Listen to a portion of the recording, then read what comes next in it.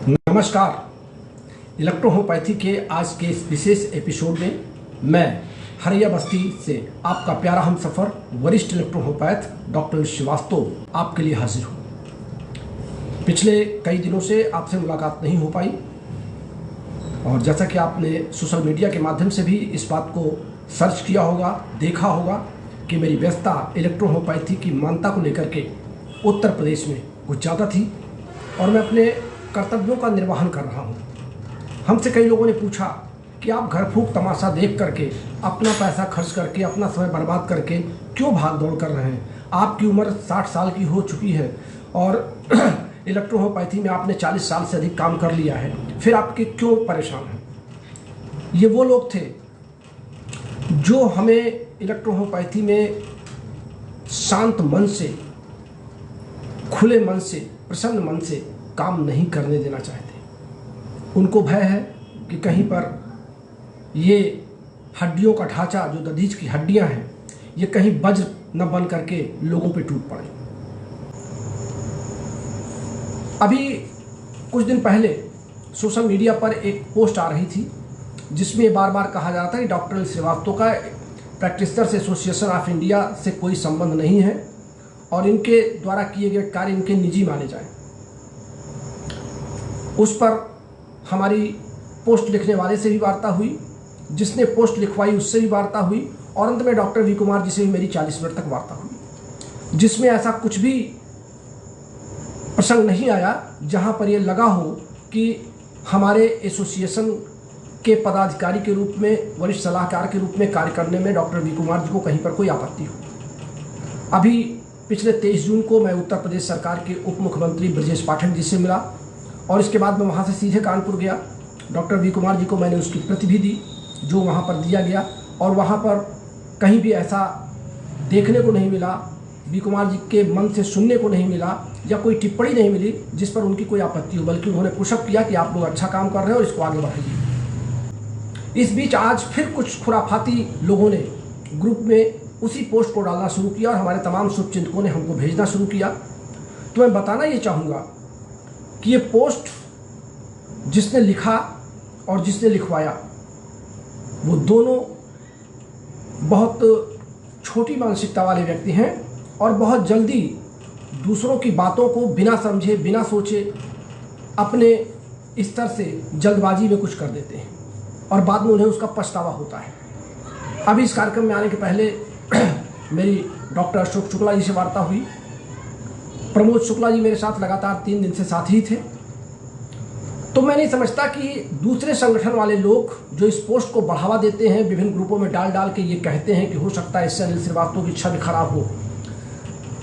तो मैं बता दूं कि अभी और आज से 50 वर्ष पूर्व देश में इमरजेंसी लागू की गई थी तत्कालीन प्रधानमंत्री श्रीमती इंदिरा गांधी के द्वारा और उसको लगवाने वाले थे उनके पुत्र संजय गांधी जो उनके उस समय वरिष्ठ सलाहकार हुआ करते थे।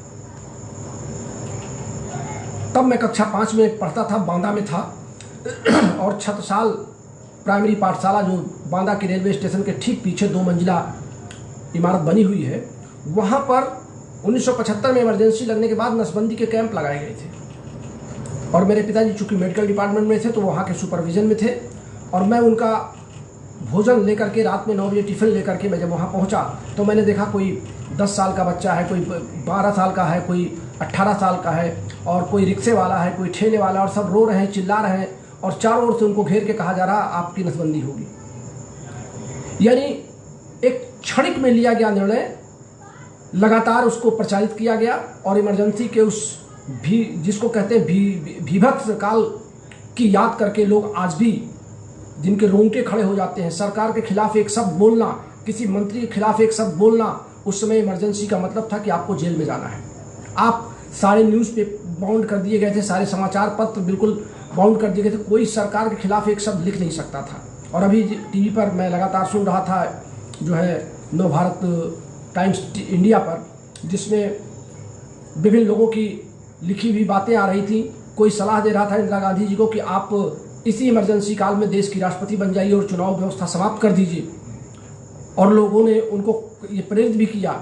और बाद में फिर 1977 में जब ये चुनाव हुआ तो संजय गांधी से पूछा गया कि आपने चुनाव क्यों करवाया, तो उन्होंने कहा इसका जवाब मेरी माता जी दे सकती हैं, अगर मेरा चलता तो मैं 40 साल तक भारत में चुनाव होने की प्रक्रिया ही समाप्त कर देता। यानी इस तरह की अनर्गल बातें जब हमारे देश में राजनीतिक करते हैं तो हमारे उन राजनीतियों की छाप हमारे छोटे छोटे इस इलेक्ट्रोहोम्योपैथिक एसोसिएशन में क्यों नहीं आएंगी। लोग अपने हिसाब से अलग अलग व्याख्या करते हैं, लेकिन एक बात तो स्पष्ट कर दूं आज इस सोशल मीडिया के माध्यम से, कोई भी संगठन हो, कोई भी पद हो, पदाधिकारी हो, व्यक्ति के व्यक्तित्व से संगठन चलता है, संगठन से व्यक्ति नहीं चलता। यानी अनिल श्रीवास्तव से संगठन हो सकता है, लेकिन संगठन के नाम से अनिल श्रीवास्तव नहीं हो सकते। संगठन के तमगे को लेकर के अनिल श्रीवास्तव जिंदा नहीं रह सकते, लेकिन संगठन को अगर अनिल श्रीवास्तव की जरूरत होगी तो संगठन अनिल श्रीवास्तव के पास आ सकता है, अनिल श्रीवास्तव संगठन के पास नहीं जा सकते। तो यही व्यवस्था हर राजनीतिक स्तर पर है।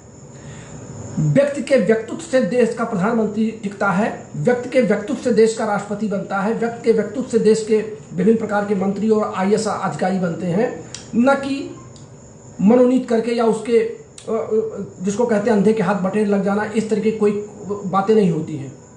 आज देश के प्रधानमंत्री को लोग कितनी गालियां देते हैं, तरह तरह की आलोचनाएं करते हैं, लेकिन पिछले 10 साल से वो देश की सेवा कर रहे हैं, देश की प्रगति में अपना कदम बढ़ा रहे हैं। योगी जी को लोगों ने क्या क्या नहीं कहा उत्तर प्रदेश के लिए, और आज भी कहते हैं योगी जी आज गए कि कल गए, लेकिन योगी जी अपने चाल में मस्त हैं।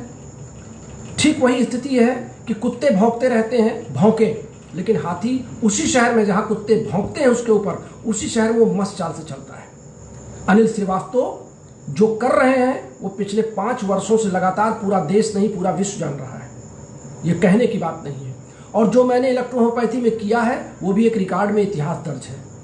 छोटे छोटे संगठन के लोग, छोटे छोटे संगठन के पदाधिकारी जो अपने जिले तक सीमित हैं और बनाते हैं राष्ट्रीय स्तर का संगठन, जिनको जिले के लोग ही नहीं पसंद करते हैं, जिले के लोग ही नहीं जानते हैं, उनको बना दिया जाता है महासचिव, उनको बना दिया जाता है जो है नेशनल प्रेसिडेंट। तो ये तो एक बंद कमरे के टेबल पर कलम लेकर के किसी को भी कुछ भी मनोतीत कर दीजिए, इस जेब से निकालिए अध्यक्ष निकल आएगा, इस जेब से निकालिए महासचिव निकल आएगा, इस जेब से निकालिए तो विभिन्न प्रकार के संगठन मंत्री निकल आएंगे। लेकिन Anil Srivastava electrohomeopathic practitioners association of India जिसके नाम से रजिस्टर्ड जो संगठन है उसका मैं आजीवन सदस्य हूं। आज मैं सोशल मीडिया पर कह रहा हूं, मैं उसका बाइलाज के अनुसार उस समय ऑर्गेनाइजिंग सेक्रेटरी बनाया गया था। Doctor V Kumar ji, doctor Pramod Shukla, doctor प्रशांत शुक्ला, डॉक्टर अनिल श्रीवास्तव, डॉक्टर अशोक शुक्ला, ये उसके फाउंडर मेंबर हैं। और फाउंडर मेंबर को कभी भी बिना 3/4 के बहुमत के कार्यकारिणी की पूर्ण बहुमत बुला करके ही किसी पद से हटाया जा सकता है। काम करना न करना, संगठन से जुड़ना न जुड़ना, वो एक अलग बात है। लेकिन संगठन की नियमावली के अनुसार मैं आज भी उसका राष्ट्रीय सलाहकार हूं। 2024 में डॉक्टर वी कुमार जी ने लिखित अपने समाचार पत्रों में सोशल मीडिया पे भी ये न्यूज आई थी कि मैं डॉक्टर प्रमोद शुक्ला और डॉक्टर GS वर्मा इस संगठन के राष्ट्रीय सलाहकार हैं। तो हम सलाहकार हैं जब तक कि ये नोटिफिकेशन हमको ना दिया जाए कि आप इस सलाहकार पद से हटा दिए गए हैं, और हटाए गए हैं तो क्यों हटाए गए हैं, कोई उसका कारण भी बताएंगे। इसलिए सब अनर्गल बातों की अनर्गल पोस्ट पर आप सब ध्यान न दें। मैं किसी संगठन के पदाधिकारी की हैसियत से कोई इलेक्ट्रोहोम्योपैथी के प्रगति के लिए काम नहीं कर रहा हूं। मैं अपनी आत्मसंतुष्टि के लिए अपने लाखों युवा इलेक्ट्रोहोम्योपैथिक साथियों के लिए कर रहा हूं, अपने उन साथियों के लिए नहीं कर रहा हूं जो बहुत अपने आप को EH के विद्वान बनते हैं, या जो EH के बहुत सरताज हैं, या EH के शहंशाह हैं। मेरा ये क्लास भी उनके लिए नहीं है, मेरा कोई कार्य भी उनके लिए नहीं है। और अगर मैं उत्तर प्रदेश सरकार से लड़ रहा हूँ, व्यक्तिगत रूप से अपना पैसा खर्च करके, अपना समय खर्च करके, अपना टाइम लगा रहा हूँ, अपने परिवार से दूर हट रहा हूँ, तो ये इलेक्ट्रोहोम्योपैथी के इतिहास में जाना जाएगा। काम कोई भी करा ले, स्वागत है सबका, सभी संगठनों का स्वागत है। किसी भी कोर्ट में अभी वक्फ वाले मुकदमे में आपने देखा कि सुप्रीम कोर्ट में बहुत सी याचिकाएं गई, और सुप्रीम कोर्ट के चीफ जस्टिस ने सारे याचिकाओं को एक में कंबाइन कर दिया और उन्होंने कहा ये सारी याचिकाएं एक ही मानी जाएंगी और एक ही बार सुनवाई होगी। तो इलेक्ट्रोहोम्योपैथी के मान्यता के लिए अगर अलग अलग संस्थाएं सरकार के पास जाती हैं तो सरकार के कान में इस बात की जूं रेंगने लगी है, सरकार के दिमाग में ये बात चलने लगी है कि इलेक्ट्रोहोम्योपैथी का मुद्दा विभिन्न संगठनों के माध्यम से हमारे पास आ रहा है, देश के विभिन्न लोग इसकी चर्चा कर रहे हैं। इस नाते सारे एप्लीकेशंस को, सारे संगठनों को एक साथ बंच कर दिया जाएगा और सभी के संगठनों की जो ज्ञापन है, जो पत्र हैं, उनको पढ़ के उसको समराइज किया जाएगा और उनमें से मोटी मोटी बातों को निकाल करके अगर आवश्यकता होगी तो उन पदाधिकारियों को या पत्र लिखने वालों को बुलाया भी जाएगा, उससे चर्चा भी होगी। सुप्रीम कोर्ट ने कहा कि हमने 22 याचिकाएं एक साथ मिला दी हैं और इनमें से हम 5 प्रमुख लोगों को, 5 प्रमुख याचिकाकर्ताओं को हम कोर्ट में बहस की अनुमति देंगे। तो ये तो बिल्कुल वही स्थिति हमारे उत्तर प्रदेश में भी है, राजस्थान में भी यही है कि विभिन्न लोगों ने अपना प्रत्यावेदन सरकार को दिया था और सारे प्रत्यावेदनों पर एक साथ विचार करने के बाद कोई एक संगठन आगे बढ़ा, काम कर ले गया। आज विभिन्न समाचार, आज किसी समाचार पत्र की एक कॉपी आ रही थी कि बिना डिग्री और मान्यता के 5 करोड़ का बजट दे दिया राजस्थान सरकार ने। अब मैं राजस्थान सरकार को इसके लिए बधाई पहले ही दे चुका हूं, लेकिन जो याचिका करता है आयुर्वेद के चिकित्सक गण राजस्थान के, मैं उनसे पूछना चाहता हूं कि जब आपकी चिकित्सा पद्धति को, आयुर्वेद को मान्यता दी गई थी, तो उस समय क्या आपके संसाधन बहुत अच्छे थे? क्या आपके नर्स बहुत अच्छे थे?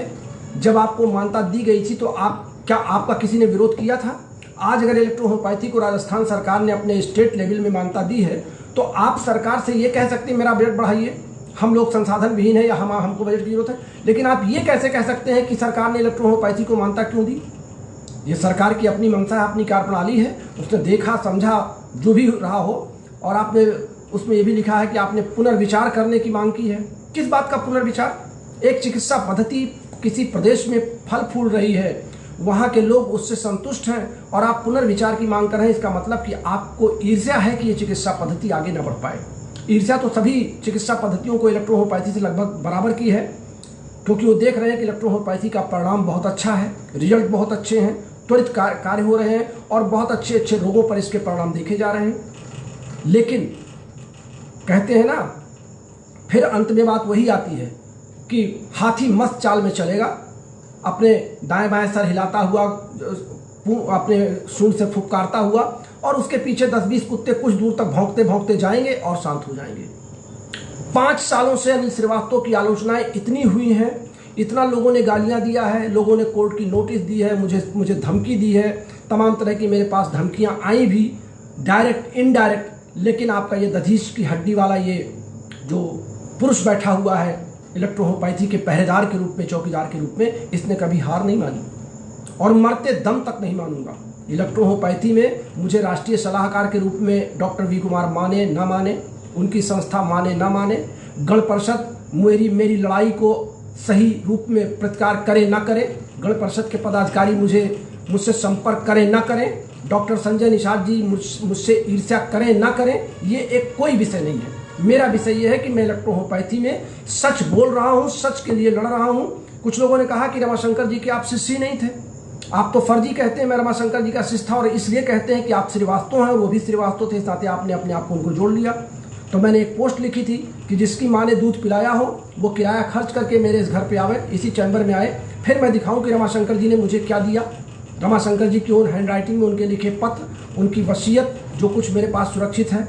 और अगर मुझे दिया नहीं तो ये बड़े बड़े ज्ञाता, बड़े बड़े विद्वान लोग मुझसे क्यों कहते हैं जरा अपनी दोनों किताबें मुझको पर्सनल दे दीजिए। कुछ लोग तो मेरे रमाशंकर जी की किताब को, मैं गोरखपुर एक कॉन्फ्रेंस में गया और यही लोग कॉन्फ्रेंस हॉल में मेरी उस बुक को ले लिए जो रमाशंकर जी की ओरिजिनल कॉपी की फोटो कॉपी में लेके गया था, और बगल के एक फोटो कॉपी की दुकान पे बोले सिर्फ एक कॉपी कराऊंगा मैं अपने लिए। मैं नाम नहीं लूंगा, नाम लेने का समय नहीं है कि किसने कराया, लेकिन बहुत बड़े इलेक्ट्रोहोम्योपैथी के वर्तमान में हितैषी दिखाई पड़ने वाले व्यक्ति ने एक कॉपी फोटो कॉपी कराने के लिए मुझसे वो मांगा। मैंने कहा ठीक है, कॉपी आप करा लें। लेकिन जब बहुत देर तक वो किताब मेरे पास वापस नहीं आई तो मैं चौंका और मैं स्टेज से उठ करके बगल वाले फोटो कॉपी गया तो देखा वहाँ 10-20 लोग खड़े थे और 50-50 कापियाँ मेरे उसी फोटो कॉपी निकाली जाए। तो मैंने तुरंत खींच लिया हाथ, मैंने कहा नो, ये नहीं हो सकता, आपने एक कॉपी की बात की थी तो मैंने आपको एक दिया था। तो ये लोग उसको भी संभाल के नहीं रख पाए जो मैंने एक कॉपी उनको दिया था, या 2 कॉपी चुरा लिए थे, या 4 कॉपी उसकी फोटो कॉपी करा लिए थे। और आज फिर कहते हैं कि अनिल श्रीवास्तव जी से कुछ लिटरेचर मांग लिए, कैसे मिलेगा अनिल से, कैसे वो चार्ट मिलेंगे, कैसे रमाशंकर जी के आर्टिकल मिलेंगे। अनिल के पास तो 1983 से लेकर के 2025 तक का खजाना रखा हुआ है रिकॉर्ड में इलेक्ट्रोहोम्योपैथी के, और देश के हर संस्था के रिकॉर्ड रखे हुए हैं जिसके बारे में कुछ भी इलेक्ट्रोहोम्योपैथी के बारे में अगर कोई बात चली है या किसी संस्था ने कुछ लिखा तो मैं तो सब संभाल के रखे हूँ। और मेरे इस पेज पर, अगर मेरे पेज को आप 2020 से सर्च करेंगे तो तमाम तरह की पोस्टें भी इसमें बताएंगी, तमाम तरह की बातें भी आएंगी, इसलिए कुछ भी खोजना आसान नहीं है। लेकिन किसी की कमेंट करना, किसी की बुराई करना, कि अनिल श्रीवास्तव पढ़े लिखे ही नहीं है। एक सज्जन ने कहा you are so called principal, और उन्होंने लिखा कि जो है मैं एक रिटायर्ड क्या उन्होंने लिखा कि गजटेड पोस्ट पर मैं रिटायर्ड गजटेड पोस्ट का अधिकारी हूं और you are only so called principal. तो अब इस तरह की टिप्पणी करने वाले लोगों को मैं क्या जवाब दूं? ये सब हताश हैं, निराश हैं और इस बात से डरे हुए हैं, दबे हुए हैं कि इलेक्ट्रोहोम्योपैथी में इस व्यक्ति ने वो कर दिखाया है जो पिछले 40-50 साल से लोग नहीं करना चाहते थे। वो क्यों नहीं करना चाहते थे उनका विषय है।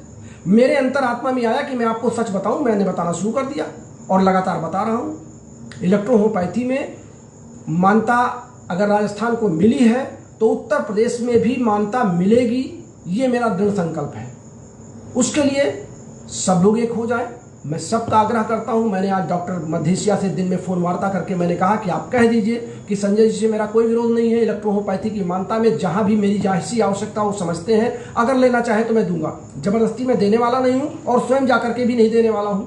अगर उनको आवश्यकता है तो as a Mitra, as a गुरु भाई वो मेरे इसी चैम्बर में आए, मेरे घर एक कप चाय पिए, उनको जिन कागजों की जरूरत होगी मैं जरूर दूंगा। या गण परिषद के लोग अगर मुझसे कोई संपर्क करना चाहते हैं, मेरी बात को सुनना चाहते हैं, जानना चाहते हैं तो उनका भी स्वागत है। किसी भी संस्था के, चाहे वो डॉक्टर इदरीसी हो, चाहे डॉक्टर कैसर अहमद हो, डॉक्टर एम.आर. वर्मा हो, डॉक्टर वी कुमार जी हो, डॉक्टर एच.एन. लाल जी हो, किसी भी व्यक्ति को इलेक्ट्रोहोम्योपैथी की प्रगति के लिए अगर अनिल श्रीवास्तव के एक सांस की जरूरत है तो अनिल श्रीवास्तव अपने सांस के साथ अपना शरीर भी देने को तैयार है।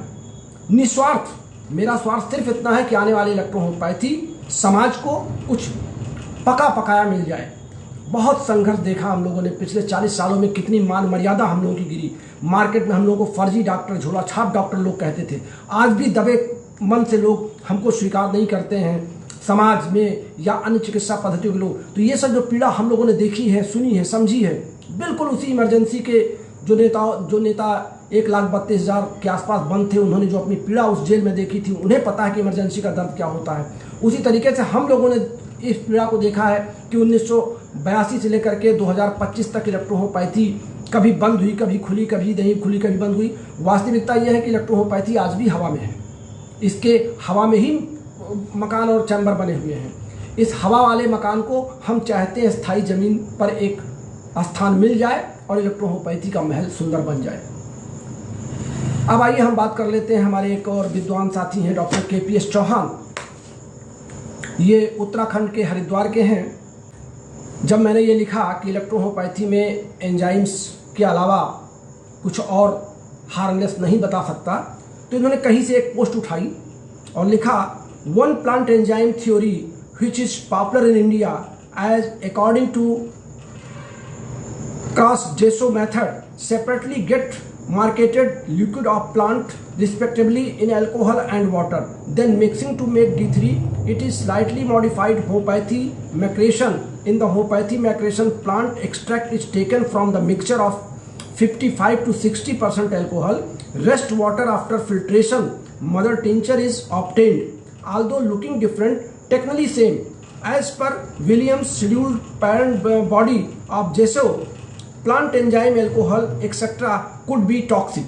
In the plant alchemy method, there is 3-step distillation, fermentation, calcination, making as form of residue. Here is no chance to survival of plant enzyme. यानी इनका कहना है कि सारे जो एंजाइम्स होते हैं प्लांट के वो टॉक्सिक होते हैं और हम इलेक्ट्रोहोम्योपैथी के औषधियों को एंजाइम्स नहीं कह सकते, क्योंकि अगर तो इसका मतलब सारी दवाएं टॉक्सिक होनी चाहिए थी। इनके कहने का मतलब ये है कि और इन्होंने ये भी स्पष्ट कर दिया कि इलेक्ट्रोहोम्योपैथी की औषधियाँ होम्योपैथी के सिद्धांत पर बनती हैं, जिसमें 50 से 60% तक एल्कोहल डाला जाता है और फिर बनाने के तरीके को अलग बता करके इलेक्ट्रोहोम्योपैथी कहा जाता है। मैंने इनको इसका जवाब दिया कि जिस राइटर से या जहाँ से आपने उठाया है, आप उनसे सवाल पूछ लें कि what is the difference between exoenzyme and endoenzymes, और ये दोनों कहाँ पाए जाते हैं और दोनों की प्रक्रिया क्या है, दोनों की क्रियाविधि क्या है, और एंडो एंजाइम्स हार्मलेस क्यों होते हैं। मैंने इस पर इनको एक पोस्ट लिखी थी और जिसका जवाब उन्होंने हमको नहीं दिया। 3 दिन बाद वो जवाब आया था, लेकिन फिर आज 3 दिन बीत गया, मेरे इस सवाल का जवाब नहीं आया। तो मैं कहना ये चाहता हूँ कि जो लोग केवल कौवा कान ले गया या उस पर बहुत ज़्यादा एक्सप्रेशन नहीं कर पाते हैं, वो अनिल श्रीवास्तव की आलोचना करते हैं। मैं तो बार बार ही कहता हूं कि किसी एक मंच पर मुझे सिर्फ और सिर्फ 2 घंटे दे दिए जाए बोलने के लिए, और सभी विद्वान वहां बैठे हों। पहले मुझे कांस्टेंट 2 घंटे बोल लेने दें और उसके बाद फिर सवाल कर लें। मैं उनके सारे सवालों का जवाब दे दूंगा। अगर मैं 60% सवालों का जवाब भी दे गया तो मुझे पास कर दें। अगर मैं 60% से 59% में ही रह गया तो मुझे फेल कर दें। मैं इलेक्ट्रोहोम्योपैथी से संन्यास ले लूंगा, मैं इस क्लास को बंद कर दूंगा। लेकिन आज मैं इस सोशल मीडिया के माध्यम से पूरे देशवासियों को, पूरे इलेक्ट्रोहोम्योपैथिक समाज को, हर तरह के संस्था अध्यक्षों को, उनके पदाधिकारियों को चैलेंज देता हूं कि मैं तो 5 साल से सोशल मीडिया पर टिक करके इलेक्ट्रोहोम्योपैथी का प्रचार प्रसार कर रहा हूं, और दबे कूचे तबके और खंडहर में, गुफाओं में छुपे हुए इलेक्ट्रोहोम्योपैथ को मैंने सोशल मीडिया पे क्लास लेते देख लिया। ये सौभाग्य माने इलेक्ट्रोहोम्योपैथी समाज के लोग कि अनिल श्रीवास्तव के आने के कारण विभिन्न लोग इलेक्ट्रोहोम्योपैथी में बड़े बड़े ज्ञाता बन के सोशल मीडिया पे आने लगे। लेकिन इसके पहले 2020 के पहले सब इलेक्ट्रोहोम्योपैथी से के नाम से घबराते थे। और आज जो विभिन्न संगठनों के अध्यक्ष और पदाधिकारी अनिल श्रीवास्तव से घृणा कर रहे हैं या आलोचना कर रहे हैं, वो भी खुली किताब, उनको भी खुला चैलेंज है कि बिना अनिल श्रीवास्तव के आप आगे नहीं बढ़ पाओगे। क्योंकि अंत में मैं जानता हूं कि आपके संगठन में, आपके संगठन के लोग किस स्तर के हैं, उनकी मानसिकता क्या होगी, आगे काम करने का परिणाम क्या वो चाहते हैं, किस मानसिकता से आगे बढ़ने का प्रयास कर रहे हैं। निस्वार्थ भाव से सिर्फ अनिल श्रीवास्तव चल रहे हैं। अनिल श्रीवास्तव को न राष्ट्रपति बनना है, न प्रधानमंत्री बनना है, न इलेक्ट्रोहोम्योपैथी का डायरेक्टर बनना है। और मानता के बाद भी इलेक्ट्रोहोम्योपैथी में अनिल श्रीवास्तव कोई प्रदेश सरकार तमगा देने वाली नहीं है। अनिल श्रीवास्तव जहां हैं वहीं रहेंगे। लेकिन अनिल श्रीवास्तव के दिमाग में एक खुला प्रश्न है, एक खुली किताब है कि हम आने वाले कल के इलेक्ट्रोहोम्योपैथिक साथियों को के साथ विश्वासघात नहीं करना चाहते, जैसा कि हम लोगों के साथ हमारे पूर्वजों ने किया है। आज अगर मैंने इतना सब कुछ किया है तो अपने उन साथियों के लिए किया है जिनको इलेक्ट्रोहोम्योपैथी में आज भी दिग्भ्रमित किया जा रहा है।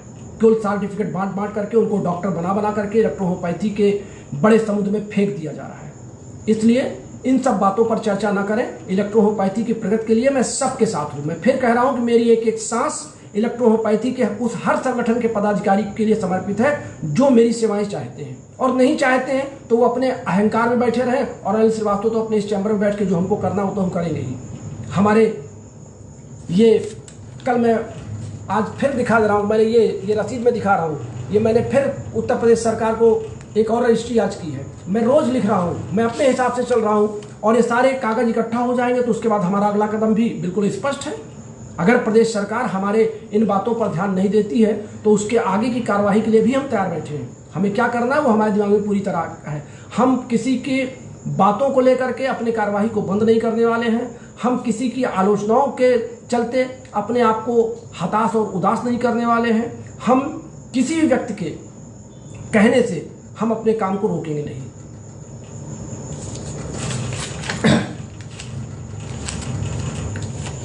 हमने आपको अपने आज के विभिन्न मुद्दों पर एक पिछले दिनों की कार्यवाही की एक तरीके से कार्यवृत्त हमने आपको दे दी है। हालांकि मेरी बात कुछ लोगों को बुरी भी लगेगी, मैं सबसे क्षमा चाहता हूँ। भावावेश में सोशल मीडिया पर मुझे उन सारी बातों का जवाब देना पड़ता है जो लोग मुझसे सवाल करते हैं, चाहे वो व्हाट्सएप पे करते हैं या फ़ोन कॉल करके करते हैं। और हमारे कुछ शुभचिंतक जो हमारे हैं वो हमको सलाह भी देते हैं, मैं उनकी सलाह को भी लेता हूँ। लेकिन जवाब देना मेरा फ़र्ज़ है। अगर मैं जवाब नहीं दूंगा तो मैं कल के लिए दोषी माना जाऊंगा। इसलिए जवाब देना मेरा काम है। मैं सही जवाब दे रहा हूँ, मैं किसी का नाम लेकर के नहीं, बल्कि एक सामूहिक क्रम में अपनी भावनाओं को व्यक्त कर रहा हूँ। सोशल मीडिया पर विचार करना ये हमारे निजी विचार हो सकते हैं, ये किसी संगठन के विचार नहीं होते हैं। तो आज के लिए बस इतना ही। नमस्कार।